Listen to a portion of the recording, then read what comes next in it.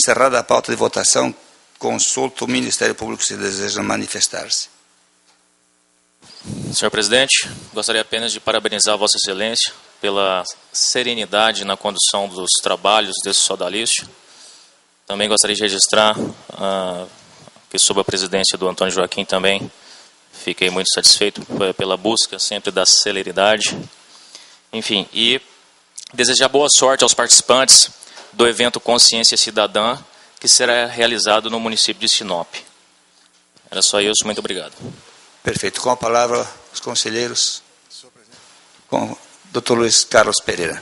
Só para saudar também o procurador Dr. Getúlio pela participação na sessão de hoje, e em especial Vossa Excelência, que também é a primeira vez que eu vejo exercendo, além do conselheiro Antônio Joaquim, sempre temos essa possibilidade. Vossa Excelência é a primeira vez que estou aqui, vejo e fico a sua presidência e fico muito feliz porque falarei até publicamente isso. Vossa Excelência, eu entendo que é um grande magistrado, tem uma capacidade que eu acredito que é uma virtude muito boa para esta corte, a capacidade de inconformismo, no bom sentido, no sentido até filosófico, de não se conformar com as coisas como já estão postas, de sempre procurar os porquês das coisas, e nessa busca com certeza eu entendo que vai ser uma força propulsora desta corte nos próximos anos. Exatamente, nós vemos alguns questionamentos, alguns julgados e fazemos questionamentos. Será que isso está certo mesmo? Vamos pesquisar, vamos estudar, e é assim que a sociedade evolui. Então é assim que a juridicidade dessa corte tem que evoluir também para acompanhar a evolução da sociedade. Então parabenizo Vossa Excelência e faço questão de fazer esse registro. Obrigado. Alguém mais? Doutor Isaías. Faço das palavras do Dr. Luiz Carlos também as minhas para saudar e cumprimentá-lo pelo andamento, né, e conclusão dessa sessão. Obrigado.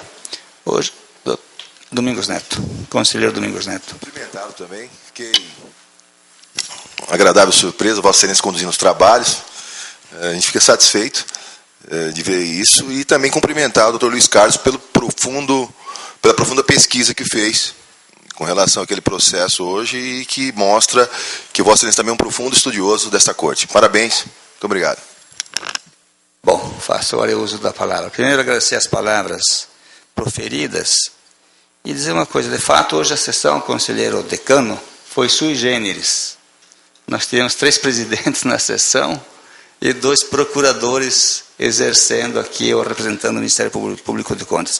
É lógico que é uma satisfação, uma coisa interessante, porque se não houvesse, ou não houvessem fatos que tivessem ocorrido anteriormente, Valdir Teis dificilmente ocuparia um dia a presidência da sessão, da forma como está posta ou está posto hoje o colegiado. Mas alguns comentários também nessa discussão que é salutar, na questão isso acho que me é permitido agora, o voto já foi feito, na questão do fracionamento de despesas. Nós temos situações muito difíceis nos municípios que, primeiro, as prefeituras não têm uma mão de obra tão bem qualificada como tem os municípios polos, como tem os municípios de uma densidade populacional alta. E isso traz dificuldades, conselheiro Antônio Joaquim, para o gestor. E ele tem que lançar mão eu diria que de formas para que ele possa atender a finalidade pública a contento e que, na verdade, consiga cumprir o seu programa de governo atendendo a população naquilo que lhe é de competência. Então, nós temos uma diversidade.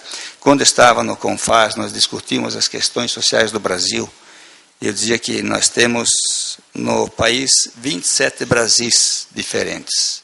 Cada estado tem características diferentes, problemas sociais diferentes, economias diferentes. E no Mato Grosso, nós temos 141 estadinhos diferentes, todos com características diferentes, uns com a possibilidade enorme de crescimento e outros que não têm, quase que não se vislumbra crescimento.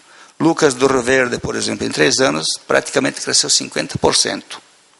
Isso é um dado em razão do quê? De uma região viabilizada pelas atividades de agricultura e também das empresas agroindustriais e uma questão também de logística, assim como tem outros municípios, Sinop, Sorriso, Rondonópolis, também que tem uma questão de logística que favorecem determinadas atividades. Então, esse cuidado que tem o conselheiro Antônio Joaquim, quero parabenizá-lo, porque eu comungo desse pensamento também. Não havendo mais nada a tratar, sim, por gentileza. Não ia tomar tempo de Vossa Excelência, mas como Vossa Excelência voltou ao assunto, a minha preocupação é muito clara. Eu entendo a posição do auditor substituto conselheiro Luiz Henrique, como eu sempre digo, uma pessoa extremamente preparada, acadêmica, estudiosa.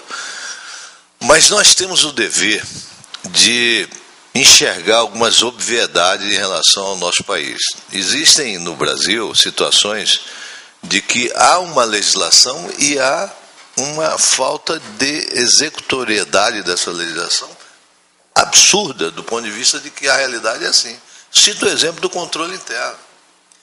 O controle interno é um dispositivo da Constituição Federal, é um dispositivo da Constituição Estadual, é um dispositivo da Lei de Responsabilidade Fiscal, que fez uma revolução no Brasil do ponto de vista de gestão, e é ignorado. No Brasil, eu posso dizer, sem nenhum problema de estar cometendo uma bobagem, de que 70% dos órgãos públicos brasileiros não têm controle interno. Eu sei porque a Tricom lá atrás tentou começar uma campanha nacional. Mato Grosso tem hoje uma referência em relação a isto. Há 4 anos começou a definir módulos de implantação de controle interno nos órgãos municipais, e até hoje não se concluiu. Mas tivemos, vamos dizer, aí sim, a inteligência de reconhecer que é uma realidade incontestável, é uma ilegalidade constitucional, de poder ensejar o julgamento da irregularidade da conta. Se você não cumpre um dispositivo constitucional, você pode julgar irregular a conta. Mas a realidade a gente tem que entender. Então, o que eu acho dessa questão do fracionamento de despesa é que a cultura do gestor é que não existia a possibilidade de você fazer aquisições nessas coisas menores com licitações maiores. Tirando ponte, rodovia, estrada, grandes escolas, grandes obras, a cabeça do gestor lá atrás é de que não precisava fazer. Você vai comprando à medida da necessidade. Essa cultura é que precisa mudar. E nós temos o dever de exigir que mude, mas nós temos que dar um prazo para que isso aconteça. Quer dizer, se nós começarmos a multar nesse momento, de forma consistente, 150 PF representa não sei quantos R$1.000, para um prefeito, R$5.000. O cara vai saber que ele não pode fazer isso, que ele está cometendo uma irregularidade. Mas o que eu acho que nós temos que ter o dever é de ter, nesse caso, a questão do princípio da razoabilidade. Nós não podemos querer fazer com que se cumpra alguma coisa só porque está escrito na lei, só porque não. Eu quero que vocês entendam, eu não estou querendo rasgar a legislação de nada. Mas a verdade é que os fatos condizem a essa situação de uma cultura de gestão, que se nós formos fazer isso, todos os municípios, volta aí, todos, inclusive todos os municípios da relatoria do auditor Luiz Henrique Lima. É só determinar que faça isso, que foque nisso lá nas auditorias, que ele vai descobrir que tem afracionamento. Então, como agora tem a lei de ficha limpa, eu fico pensando, olha, é justo nós impedirmos alguém que deixe de ser candidato por isto? Então, essa é a questão que eu quero deixar muito clara, porque eu não estou questionando o conceito do conselho do auditor substituto Luiz Henrique. Inclusive, no caso da reincidência é a mesma coisa.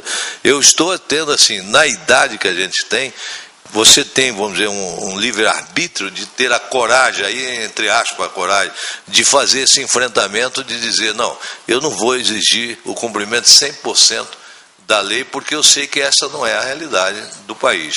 Agora, não estou tergiversando, não estou prevaricando, não estou deixando de cumprir o meu papel de julgador coerente, justo e tecnicamente do jeito que eu sempre quis ser.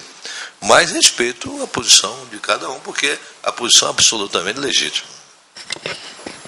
Doutor... Cumprimento Vossa Excelência pela presidência. Quando Vossa Excelência diz que hoje foi atípico, teve 3 presidentes, 2 procuradores, demonstra o seguinte, a instituição é maior do que as pessoas.